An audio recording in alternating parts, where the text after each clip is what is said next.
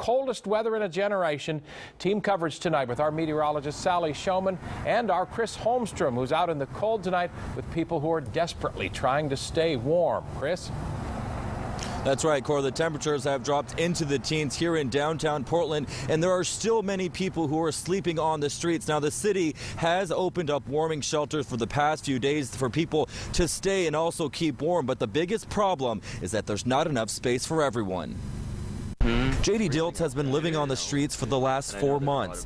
He lost his job and had nowhere to go. Under the bridge of 42nd, there's one next to the bowling alley there. These are just a few places J.D. calls home, but tonight he's thankful to stay in the Red Cross emergency shelter. It's very limited, but I feel it's a blessing, man.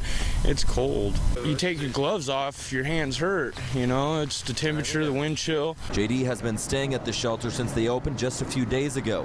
The city-funded program houses hundreds of people during these freezing times, but in order for them to open, they have to meet specific guidelines. And tonight's trigger, an overnight low of 25 degrees. I just wish they would open them up a little bit earlier. You know, 26 degrees, I'm sorry, but, you know, you start getting in the 30s, and that's cold. The warming centers that we've opened up, you know, 100, 150 folks, we're not really getting near the number that we know are out there. Will Harris is the associate director of Join, a nonprofit that helps homeless people get back on their feet.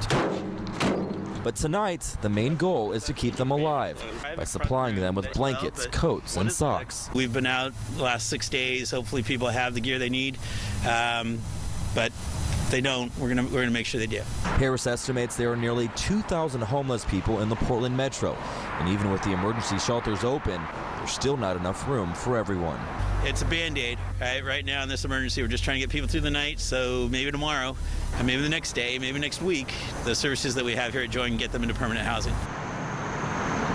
And organizations like Join are in desperate need of winter items like blankets, coats, socks, etc. If you're interested in donating, you can call 211, and from there, they can direct you to the closest drop-off location. Reporting live from downtown Portland, I'm Chris Holmstrom, KOIN 6 News.